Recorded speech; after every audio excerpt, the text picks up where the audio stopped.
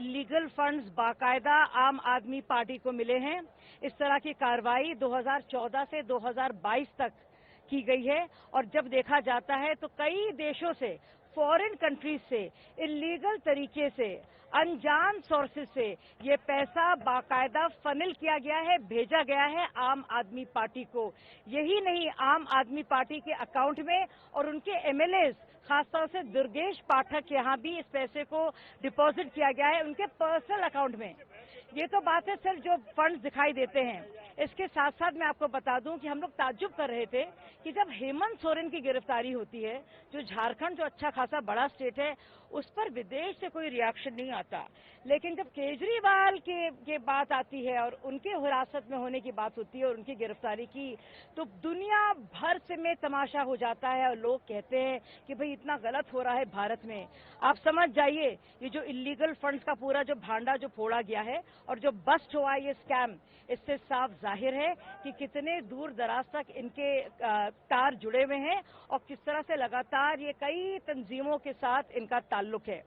आपको याद होगा 6 फॉर जस्टिस के जो पन्नून जी हैं, जो भारत के खिलाफ लगातार जहर उगलते हैं, उन्होंने कहा था कि हम मिलियंस ऑफ डॉलर्स दे रहे हैं केजरीवाल को।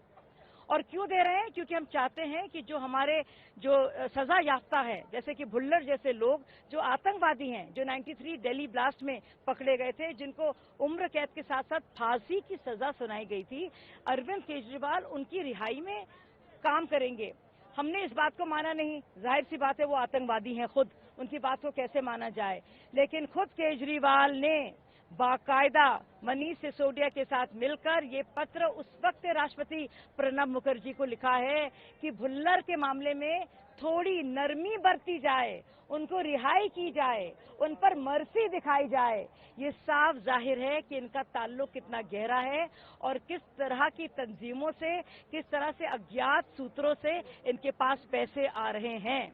और अभी जब संजय सिंह रो पीट रहे हैं और कह रहे हैं कि हत्या हुई है लोकतंत्र की, तो लोकतंत्र की हत्या, लोगों के भरोसे की हत्या और एक आंदोलन की हत्या तो खुद आम आदमी पार्टी आपने खुद की है।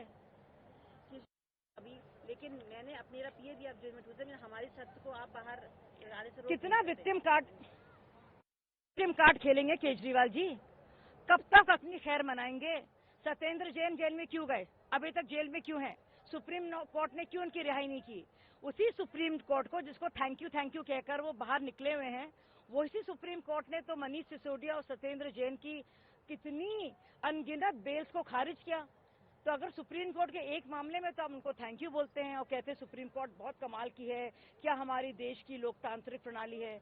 उसी लोकतांत्रिक प्रणाली के तहत तो मनीष सिसोदिया भी जेल में है।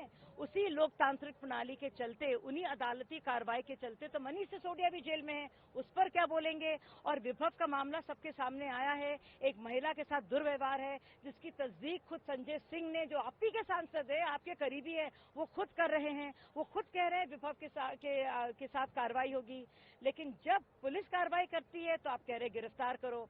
वैसे सोचने वाली बात है कि केजरीवाल जी तो खुद ही गिरफ्तार हैं। एक इंसान की दोबारा गिरफ्तारी कैसे हो सकती है? वो जेल से आए बेचारे, 2 तारीख को जाना है।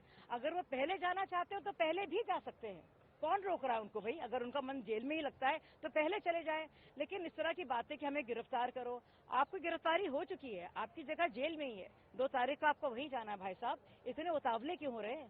खड़गे जी ने कहा है कि 5वें चरण के मतदान बल्कि लोकतंत्र को वोट। अब कोई भी मुद्दा नहीं मिला, कोई भी तथ्य नहीं मिला, कोई भी प्रमाण नहीं मिला, लेकिन बस मोदी जी को गाली बकनी है। ये है नकारात्मक एजेंडा जिसको नकारेगी देश की जनता।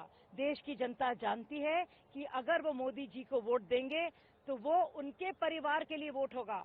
अगर वो देंगे कांग्रेस पार्टी को वोट तो वो राहुल गांधी और उनके परिवार के लिए वोट होगा। अगर वो देंगे वोट अखिलेश यादव को तो वो उनके परिवार के लिए वोट होगा। अगर वो देंगे लालू प्रसाद यादव के साहबजादे के लिए वोट तो वो यादव खानदान के लिए होगा। लेकिन अगर वो वोट देंगे मोदी जी को तो वो खुद के अपने घर के लिए वोट होगा, उनके बच्चों के लिए वोट होगा। मायावती जी बीच में बीएसपी की तरफ जा सकती है, बीजेपी की तरफ। मायावती देखिए मायावती क्या सोच रही हैं, वो क्या करना चाहती हैं, इसका उनका पूरा अधिकार है और वो जो कहेंगी वो उनको उसको साबित